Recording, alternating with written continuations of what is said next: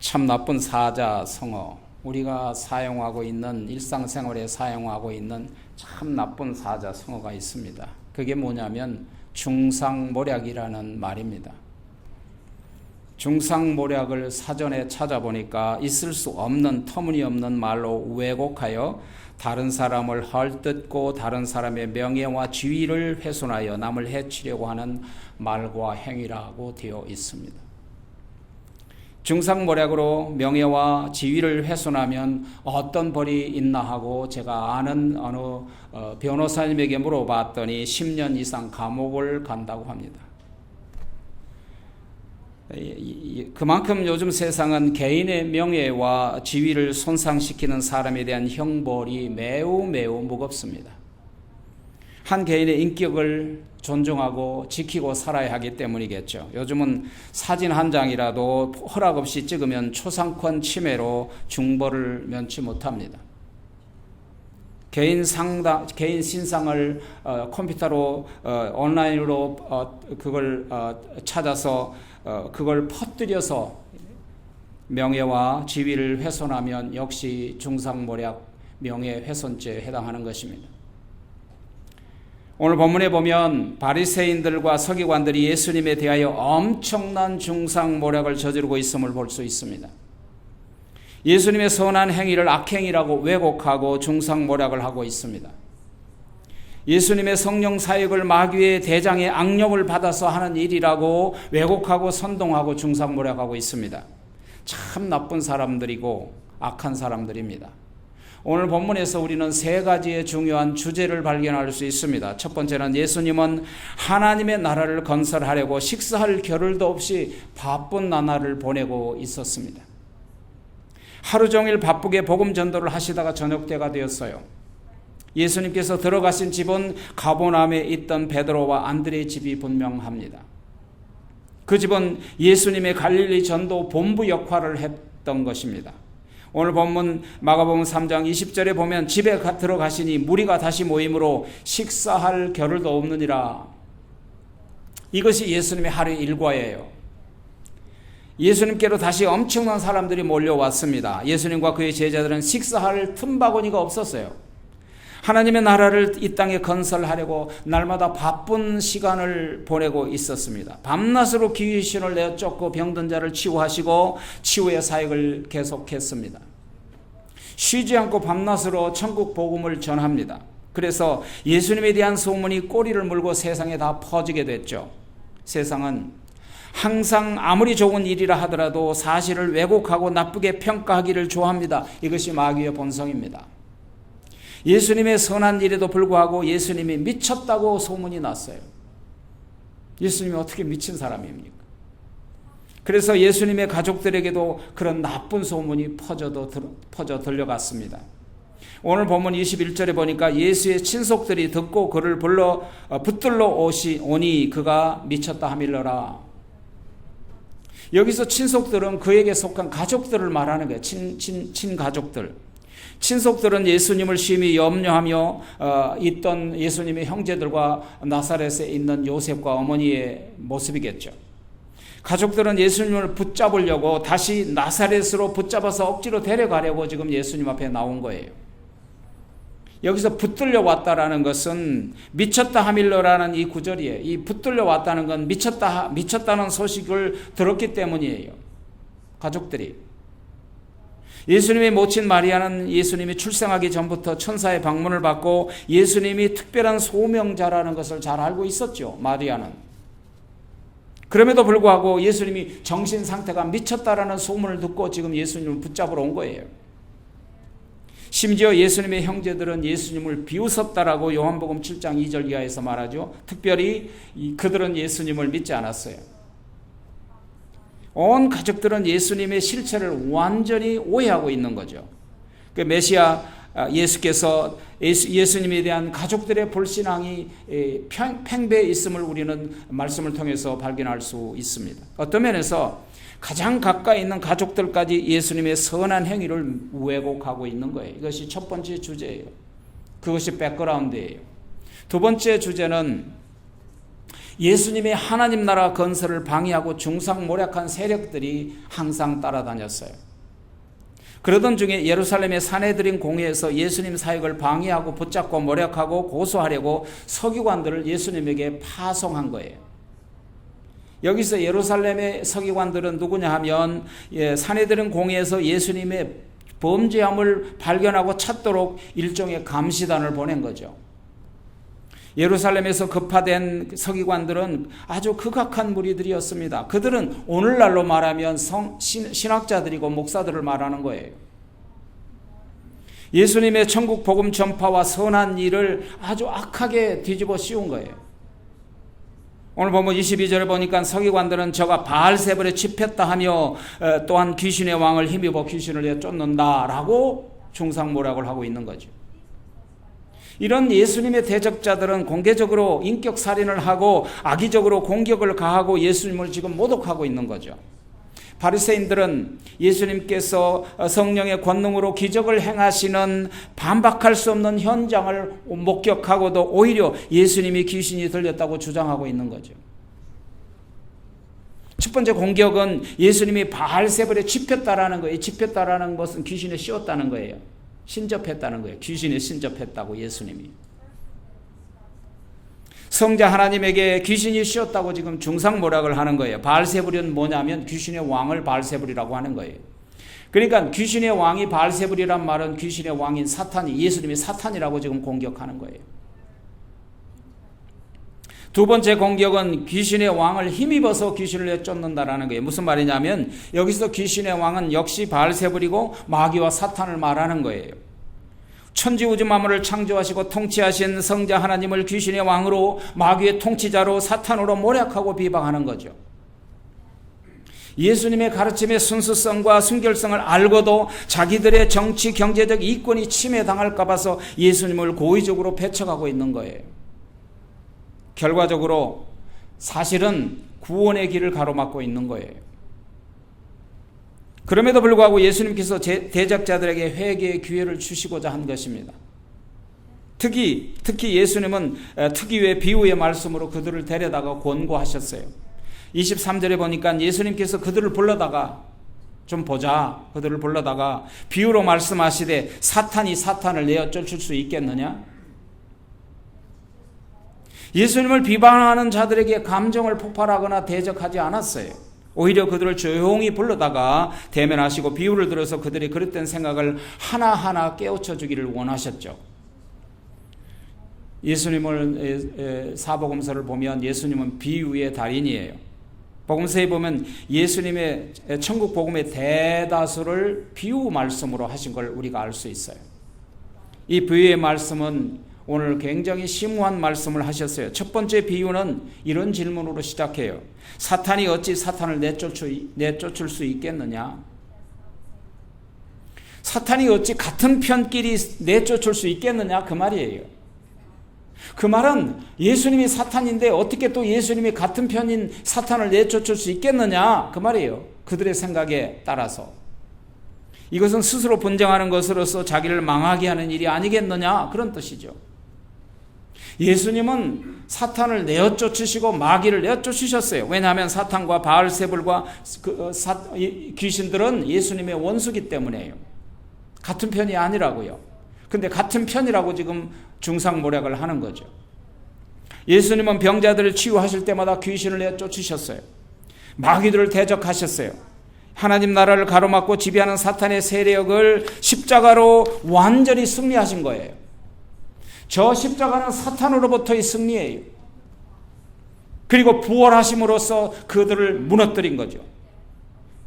예수님은 바알세불이 아니에요. 예수님은 바알세불을 추방하는 권세를 가지신 성자 하나님이시라고요. 오늘 비유의 말씀을 예수님이 계속 하셨죠. 24, 25절에 보니까 만일 집이 스스로 분쟁하면 그 집이 설 수 없고 만일 사탄이 자기를 거슬러 일어나 분쟁하면 그의 나라도 망하느니라.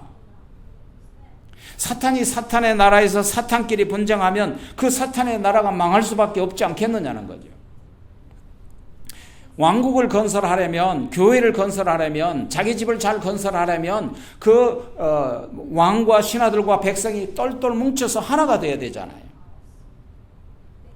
예수님은 범위를 좁혀서 가정에 대해서도 같은 진리를 적용하세요. 오늘 보니까 집이 스스로 번성하면 그 집이 설 수 없고, 그렇잖아요. 너무나도 보편타당한 진리, 두 사람의 기본 단위인 부부끼리 가진 가정에서도 서로 부부끼리 번쟁하고 싸우면 그 집이 어떻게 서겠느냐는 거예요. 어떤 공동체 안에서, 교회 안에서 마찬가지로 교회 안에서 분쟁이 있으면 이 교회는 스스로 망할 수밖에 없다는 거죠. 사탄에게 있었어도 사탄이 자기를 거슬려 사탄끼리 분쟁하면 그 사탄의 왕국도 무너진다는 거죠. 결국 사탄의 왕국도 역시 분쟁하면 필연적으로 망하게 된다는 뜻입니다. 이런 비유를 통해서 예수님은 바알세불도 귀신의 우두머리도 아니라는 사실을 증명하고 계신 거예요. 예수님은 도리어 사탄의 대적자요 심판주로서의 권세를 가지신 분이세요. 예수님은 마귀의 우두머리 사탄보다도 더 강하신 분이세요. 오늘 본문 27절에서 말씀하시잖아요. 강한 자를 결박하지 아니하고는 그 강한 자의 집에 들어가서 세간을 강탈하지 못하리니 결박한 후에야 그 집을 강탈하리라. 여러분 그렇잖아요. 지금 내가 그걸 강한 사람이 그 집을 지키고 있어요. 그 집을 무너뜨리려면 그 강한 자보다도 더 강한 자가 가야만 그 집을 무너뜨릴 수 있지 않느냐, 그런 뜻이죠.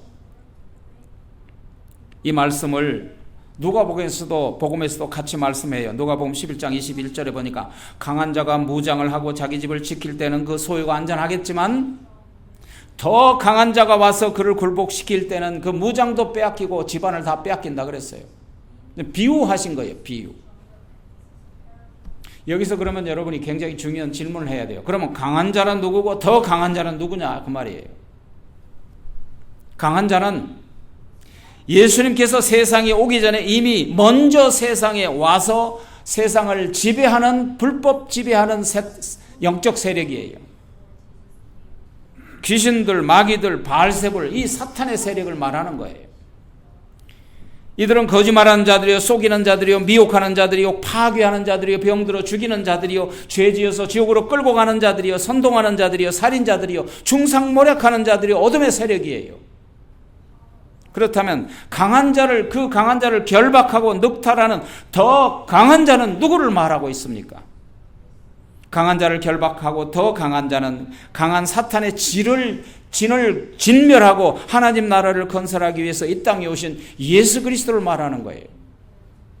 예수님은 사탄을 결박시키는 분이시죠. 그 사탄에게 결박한 자들을 해방시키려고 이 땅에 오신 거예요. 병마에게 붙들려 고통당하는 자로부터 귀신을 내어 쫓으시고 오셨어요. 본래 하나님이 창조하신 하나님의 세상을 불법으로 지배한 사탄을 내어 쫓으시고 결박하셨어요. 저 십자가와 부활을 통해서. 더 강하신 예수님께서 이 세상을 붙들고 있는 사탄의 세력을 늑탈하고 그들을 물리치시고 승리하시고 이기셨단 말이에요. 그래서 더 강한 자는 예수님이세요. 그리고 예수님께서 하나님의 나라를 되찾으신 거예요. 이 땅에 하나님 나라를 건설하신 거예요. 예수님은 사탄과 결코 동맹관계를 맺을 수 없는 분이세요. 사탄은 죽이는 일을 하지만 예수님은 살리신 일을 하셨어요. 사탄은 사망 권세를 가지셨지만 예수님은 생명 권세를 가지신 분이세요. 사탄은 사람들을 죄를 짓게 하여 지옥으로 끌고 가려 하지만 예수님은 세상 죄를 대신 뒤집어 쓰시고 하나님의 어린 양으로 저 십자가상에서 대속의 제물, 속죄 제물, 화목의 제물이 되셔서 그 보배로운 피로 우리의 죄악을 씻으시고 지옥으로 끌려가는 우리를 끌어서 천국으로 인도하신 분이세요. 그러므로 죄악의 권세를 십자가상에서 깨뜨리시고 승리하셨어요. 사망의 권세를 깨뜨리시고 사망에서 생명으로 부활하신 분이세요. 그러므로 생명이 사망을 이기는 거예요. 그러므로 생명이 사망을 삼킨 바 된 거예요. 생명이 사망을 삼킨 바 되었다는 뜻은 뭐냐면 여러분이 아시는 것처럼 바로에게 가서 이스라엘 백성들을 내어놓으라고 할 때 가지고 있는 지팡이를 바로 앞에 던졌더니 그 지팡이가 뭐가 됐어요? 뱀이 됐어요. 그러니까 바로가 자기 술사들에게 야 너희들도 해봐라. 그러니까 10명의 술사들이 자기 지팡이를 후룩 집어 던지니까 그들도 다 뱀이 됐어요. 여러분 같으면 얼마나 놀랐겠어요. 근데 하나님이 뭐라고 했어요? 거기에 보면 성경의 말씀에 보면 모세 뱀이 바로의 술사의 뱀들을 뭐 했다? 삼켜버렸어요. 그러면 모세 뱀이 이긴 거예요. 모세 뱀 구리뱀을 어디에 매달았어요? 나무에 매달았어요. 그 나무에 매달린 분이 누구예요? 예수님이세요. 바로 예수님이 승리하셨단 말이에요. 마귀를 삼키시고 생명이 사망을 이기신 거예요. 그러므로 로마서 8장 38, 39절에 보면 내가 확신하노니 사망이나 생명이나 천사들이나 권세자들이나 현재일이나 장래일이나 능력이나 기품이나 높음이나 다른 어떠한 피조물일지라도 그리스도 예수 안에 있는 하나님의 사랑에서 너희를 결단코 끊을 수 없느니라. 왜 아멘 안 하세요? 할렐루야. 세 번째로 누구든지 성령을 모독하는 자는 영원히 사하심을 얻지 못한다. 오늘 보면 28절에 보니 그 첫 번째 보면 아멘이라는 말이 빠졌어요. 한글 성경에는. 근데 영어 성경이나 킹 제임스나 혹은 헬라어 원본에 보면 아멘 진실로 이렇게 나와요. 이 아멘은 예수님 자신을 말하는 거예요. 자신의 성품 그리고 약속을 보증으로 하신 분이다. 그 뜻이에요. 그런데 아멘이신 예수님의 인격을 걸고 그 약속의 보증으로 하신 말씀의 핵심이 무엇입니까? 28절이에요. 아멘 내가 진실로 너에게 이르노니 사람의 모든 죄와 모든 모독하는 말은 사하심을 얻되 누구든지 성령을 모독하는 자는 영원히 사하심을 얻지 못하고 영원한 죄에 있느니라. Eternally unforgiven. eternal sins. 영원히 용서받지 못하고 영원히 죄 가운데 있는 거예요. 어떻게 하면? 성령을 모독하면. 사람들이 저지른 모든 죄악된 행위는 회개하면 용서하세요. 이따금 우리는 예수 믿는 사람들을 핍박하고 교회를 박해하다가 예수 믿게 된 사람들의 간증을 종종 듣습니다. 예수 믿고 거듭난 그리스도인들 평생 예수 믿는 사람들을 괴롭히고 핍박하고 그리고 욕하다가 예수 믿고 구원받은 사람이 이 땅에 얼마나 있습니까? 굉장히 많죠. 지난번에 한국을 방문했을 때 만난 특별한 사람 부부를 만났어요. 제 아내의 오래된 친구가 여성 목사가 된 거예요. 그 남편은 예수 믿기 전에 비즈니스를 하던 사업가였어요. 그런데 그분의 아내가 결혼을 한 후에도 계속 교회를 다녔더니 남편의 핍박이 이만저만이 아니에요. 아내가 교회 가는 것을 발작적으로 싫어해요. 발작적으로. 처음에는 가지 마라, 교회 가지 마라 라고 엄포를 놨어요. 그러니까 이제는 남편 몰래 교회를 가기 시작한 거예요. 몰래 교회를 가기만 하면 이제 기다렸다가 일부러 망신을 주면 교회 안 가겠지 하고 교회까지 찾아가서 예배드리고 있는 아내를 붙잡고 나오는 거예요. 그 아내가 얼마나 수치스럽고 고통스러웠겠어요. 얼마나 울고불고 하나님께 기도하고 울부짖었겠어요. 날마다 아내의 기도 제목의 최우선순위는 저 남편을 구원해 주소서. 그런데요, 놀라운 기적이 일어났어요. 어떤 교회에 남편이 꺾이고 무너지고 회개하고 통곡하는 기회가 찾아온 거예요. 자신의 일생을 완전히 잘못 살았다는 것을 깨달은 거예요. 날마다 술과 담배로 살았던 그에게 폐결핵에 걸려서 피를 토하는 지경에 이르는 거예요. 그러던 어느 날 그 주위에 어떤 목사님이 부흥 집회에 있다는 소식을 듣고 아내 손에 이끌려 이제 마지막 한 줄기 희망이라도 가지고 가보자 하고 찾아갔는데 머리에 손을 얹고 안수하는 순간에 불덩이가 떨어지더니 시커먼 피를 토하고 그리고 폐결핵에서 완전히 치유를 받은 거예요. 성령의 불을 받고 예수 믿고 지금은 60세가 넘는 나이에 신학교를 다니고요. 전도사로 아내 목사가 심호하는 교회 교육자로 섬기고 있다고 했습니다. 우리 사도 바울이 얼마나 예수님을 대적하고 예수 믿는 자들을 핍박하고 교회를 핍박했는지 우리 잘 알고 있습니다. 성경에 보면 사도 바울이 자기 자신의 죄악을 고백한 대목이 수없이 많아요. 스데반 집사를 돌로 쳐 죽이는 일에 주동적인 역할을 사도행전 7장 58절에 보면 나와 있어요. 예루살렘 교회를 참멸하고 예수 믿는 사람들을 집집마다 찾아가서 끌어내서 감옥에 가두었어요. 사도행전 8장 3절에 나와요. 가편 투표를 해서 죽이기도 하고 살리기도 했어요. 예루살렘 교회에 큰 핍박을 가하자 얼마나 견디기 힘들었으면 12 사도들만 남고 그들이 다 고향을 떠나서 수만 명의 교인들이 각 지방으로 흩어져 버렸어요. 얼마나 힘들었으면. 근데 예루살렘에서 흩어진 모든 교인들이 가는 곳마다 교회를 세우기 시작한 거예요. 사도행전 9장에 보면 사도 바울이 예루살렘 근처에 두 도시인 다메섹으로 군사를 이끌고 가던 도중에 예수 그리스도를 믿는 사람들을 체포하러 가던 도중에 정오의 햇볕보다도 더 강한 빛으로 예수님이 사도 바울에게 나타난 거예요. 아니, 예수님이 이단자라고 확신하고 그를 믿는 자들을 핍박하고 교회를 잔멸하고 중성하고 예수 믿는 자들을 체포하고 죽이고 구금하고 죽이던 그에게, 아니, 부활하신 예수님이 그에게 나타났다니까요. 얼마나 기가 막힌 일입니까? 그동안 알지 못하고 무조건 유태교에 신봉하고 율법을 앞세웠던 그의 인생이 그 순간에 와르르 무너지는 거예요. 아하, 이거 내가 완전히 잘못 살았구나. 부활하신 예수님을 만난 그날부터 그는 완전히 새로운 인생을 살잖아요.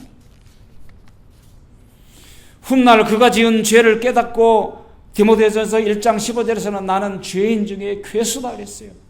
죄인 중에 괴수다. 세상에서 가장 큰 자라고 자부했던 그가 예수님을 만난 후에 나는 작은 자 중에 가장 지극히 작은 자라고 고백했어요. 그 후로 무엇이든지 내게 유익하던 것을 내가 그리스도를 위하여 다 해로 여기고 그리스도를 위하여 모든 것을 잃어버리고 다 똥으로 여겼다 그랬어요. 배설물로 여겼다고. 빌립보서 3장 7, 8절이죠. 그는 완전히 회개를 통해서 거듭났고 사도로 부르심을 받고 로마의 사거리에서 순종하기까지 복음을 위하여 목숨을 바친 거예요. 예수님께서 본문에서 하신 말씀에 보면 이런 모든 죄는 다 용서한다는 거예요. 회개하면 용서받을 수 있다는 거죠. 회개할 수 있는 기회를 주시겠다는 거예요. 그러나 용서받을 수 없는 죄가 있어요. 여러분, 요한일서 5장 16절에 보면 용서받을 수 있는 죄가 있고 용서받을 수 없는 죄가 있다 그랬어요. 본문에 보면 예수님은 그 죄를 무슨 죄라고 하느냐? 성령 모독죄 혹은 성령 회방죄라고 하는 거예요. 그게 바로 마가복음 3장 29절이죠. 누구든지 성령을 모독하는 자는 영원히 사함을 얻지 못하고 영원한 죄에 있느니라. 예수님께서 이 땅에 오신 가장 큰 목적은 모든 죄를 용서하려는 거예요. 자기를 희생해서 우리를 살리신 아가페 사랑을 저 십자가상에서 실천하신 거죠. 예수님은 이 세상의 모든 죄를 사하시는 능력을 가지신 인류의 오직 전에도 없고 후에도 없는 유일하신 구속자 구원자세요. 그러므로 모든 사람이 다 회개하기를 원하시고 모든 사람이 다 구원받기를 원하세요. 예수님께서 분명히 모든 인간의 죄는 예수님의 십자가의 아래서 용서받았다고 우리에게 선포해요. 이 일을 위하여 예수님께서 인간이 되셔서 고통당하시고 십자가 지시고 수치와 부끄러움 당하시고 사망에까지 놓이셨다가 사망 가운데서 부활하신 거예요. 처절한 고난을 우리 대신 당하신 거예요. 마태복음 8장 22절에 보면 회개하면 그랬어요. 회개하면 하루에 7번씩 70번이라도 용서할지니라. 그럼에도 불구하고 예수님은 성령 회방죄는 영원히 용서받지 못한다고 오늘 말씀하세요. 성령 회방죄가 뭐냐고요? 성령 회방죄는 삼위일체 하나님을 부인하는 죄예요. 성령 회방죄는 하나님이 하신 일을 사탄이 하는 일이라고 중상모략하여 예수님의 존재를 거부하는 거예요. 그게 바로 예수님 존재 거부죠. 예수님이 하는 일을 거부하는 거예요. 성령의 힘입어 하는 일을 사탄이 하는 일이라고 거부하는 거예요. 그러니까 성자와 그리고 성령의 일을 부인하기 때문에 성령 모독죄는 영원한 용서를 받지 못한다 그 말입니다.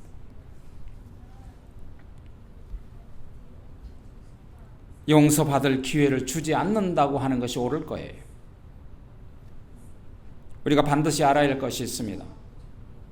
성부 하나님은 구원을 계획하셨습니다. 성자 하나님은 성부 하나님께서 계획하신 그 구속의 사역을 성취하셨습니다. 성령 하나님은 구원받은 백성들에게 구원을 받도록 적용하십니다. 그러므로 인간은 성령의 감동함, 감화를 통해서 구원받아야 하는데 이를 부인하니까 회개를 통한 구원의 길이 영원히 그에게 있지 않는 것입니다. 그러니까 영원히 용서받을 기회를 잃어버린 거예요. 빌리 그레함 목사님은 성령 회방죄는 구원받은 성도가 할 수 없는 일이라 그랬어요. 무슨 말이냐면 구원받은 사람은 결코 성령 회방을 할 수 없다는 거예요. 성령 회방죄는 성령의 일을 귀신의 일이라고 중상모략하는 거예요. 그들은 끝까지 회개를 거부하는 일이기에 용서받을 수 없어요. 예수님을 부인함으로 용서받을 수 없고 성령 하나님을 부인함으로 용서받을 수 없는 거예요. 아까 제가 말씀드렸던 요한일서 5장 16절은 이렇게 말씀하세요. 누구든지 형제가 사망에 이르지 않는 죄를 범하거든 가서 구하라. 그리하면 사망에 이르지 아니하는 범죄자들을 위하여 그에게 생명을 주시리라. 그러나 사망에 이르는 죄가 있으니 이에 관하여는 나는 너에게 그를 구원하라 하지 않노라. 기도하겠습니다.